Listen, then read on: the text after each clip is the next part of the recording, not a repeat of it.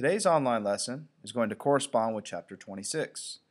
Chapter 26 introduces us to the financial sector and the macroeconomy. So I want to start today's online lesson by posing a couple of questions. The questions are displayed on the PowerPoint. Number one, what would be the disadvantage of putting your savings under a mattress? You can think about that for a second, and probably what will come to your mind: if I put my money under my mattress, then it won't grow with interest. And if it doesn't grow with interest, then my money won't keep up with inflation. Number two, if I don't want to put my money under my mattress or in my backyard in a hole in the ground, where could I put it to see it grow? Well, there's lots of answers to this. They could range from a savings account in a bank to a certificate of deposit in a bank. We could invest in the stock market, the bond market. There's a lot of different answers. But these two questions introduce us to the concept of the financial sector and the saving and investing that occurs in the financial sector. Now, it's impossible to start talking about saving without understanding the impact of interest rates. We've talked a little bit about this in class, but interest rates are effectively the cost of credit if I'm borrowing money, or the gains that I incur when I lend my money. Again, if I'm going to borrow money, the incentive of the lender to lend me that money is that I'm going to pay them back, and pay them back with interest.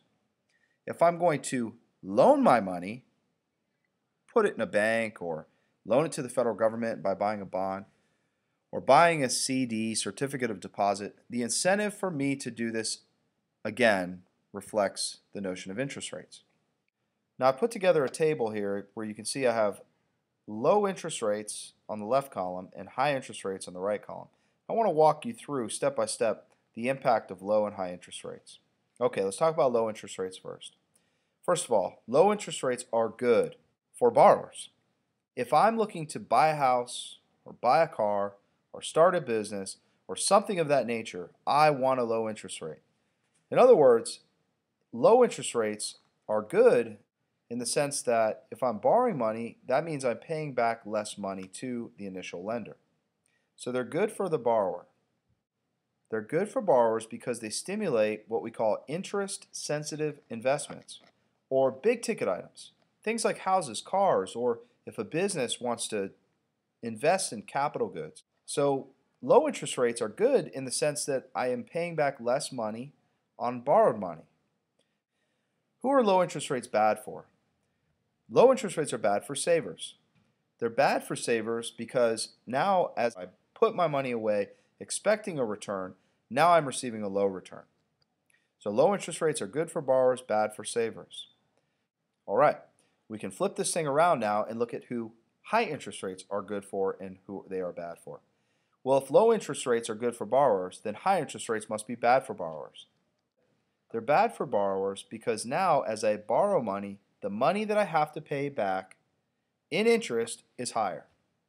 And I certainly don't want to borrow money, or I would be at least dissuaded from borrowing money on big ticket items if interest rates are high. In other words, it makes interest-sensitive investments less desirable, creates a disincentive for borrowers. If low interest rates stimulate interest-sensitive investments, then high interest rates depress them, meaning that people that would typically borrow money at a low interest rate now may become less likely to borrow that money at a high interest rate. All right, so let's answer this question. Who are the high interest rates good for? They're good for savers. If I want to put my money away, I would prefer to put my money away when interest rates are high because my return will be higher. Okay, so we've looked at low interest rates, we've looked at high interest rates. When we talk about interest rates, you have to understand the impact that interest rates have on both borrowers and lenders in the macroeconomy. To better explore the idea of how interest rates can impact borrowers and savers, let's look at this graph. This is a graph of a 30-year fixed mortgage rate. In other words, if you were to buy a house and then, of course, borrow the money from some institution and then pay it back within a typical amount of time, it would take you about 30 years. Now, they do have 20 and 15-year mortgages, but an average American would have a 30-year loan. You can see that in the 1980s, in the early 1980s, interest rates were around 16%, a little higher than 16%. Well, 16%, that is a very, very high interest rate on a mortgage, on a loan for a house. For me, this would be a tremendous disincentive because this would illustrate to me that I would be paying back an extremely high amount of interest on this loan. Whereas today, our interest rates hover right around 4% or from 4 to 5%. Okay, let's just cut it right in the middle at 4.5%. I'm going to be paying a lot less interest on borrowed money. So at 16%, I probably don't want to borrow to buy a house, but at 4.5%, I certainly do. Let's look at another graph here, and this one is going to represent U.S. Treasury bonds, which would be from the perspective of a saver. Okay, so the last graph was based on borrowed money. Now we're looking at loaning our money or saving our money. So if I'm going to invest in a bond, a Treasury bond, I'm going to be lending my money to the government. Well, do I want interest rates to be low or do I want them to be high? The answer is I want to be high. I want this high interest rate now as a saver because as a saver, I'm actually trying to gain from lending my money. So this high interest rate represents an increase in the amount of money that I'll receive back when I lend my money to the bank or in this case to the government. Okay, so these low interest rates here, which exist now in our society today, this 4.5% or something like that, this is bad. It's bad because now I'm receiving only a small amount of money back on my loaned money. So whether it's from the perspective of a borrower or a saver, we're looking at interest rates and the impact of interest rates on lending and borrowing. Here's a graphic to show you how this kind of works. Here I have a saver. This lady here is putting her money into the Bank of America. The Bank of America is not going to sit on this money, right? They're going to obviously lend it out to people that want to buy homes and to people that want to go to school and borrow money, maybe on student loans. And then it's going to, lend out money to people that want to start businesses, okay, or firms. But anyway, the way the banking system works is we have our saver here. They put money into this bank, and the bank lends the money out, and this makes the bank a financial intermediary. So what ends up happening is you end up creating what's called a loanable funds market. And the loanable funds market basically brings together savers when they put their money into this market and borrowers.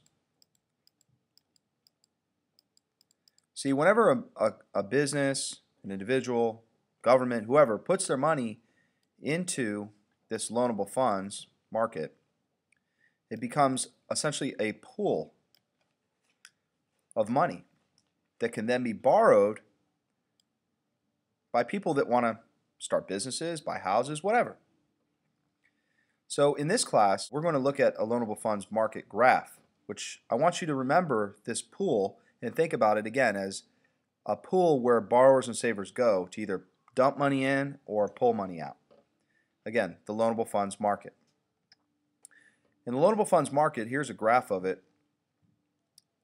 Looks very similar to our supply and demand graph that we've studied already. Notice we have our supply curve and we have our demand curve. But in this case, the supply curve is a reflection of savers. And the demand curve is a reflection of borrowers. So here we have all our savers in the economy putting money into that pool we just looked at. And here we have all our borrowers in our economy, which are wanting to take money out of that pool. And it brings these two entities together. And we'll talk more about all these different component parts of this, but the market for loanable funds essentially represents the demand for money and the supply of money. And at equilibrium is not an equilibrium price, but an equilibrium interest rate. And notice here too, it says real interest rate, because in this model, we're taking into account inflation. Borrowers and savers have already taken that into account, but essentially the lending and the borrowing in the economy come together and meet at equilibrium. And in this case, it is the real interest rate that we're talking about as a price, as an equilibrium price.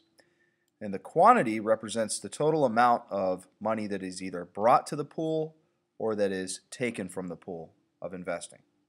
And we're going to talk more about this loanable funds market graph in class. So you can proceed to the quiz, and we'll talk more about all this information when we get back into class.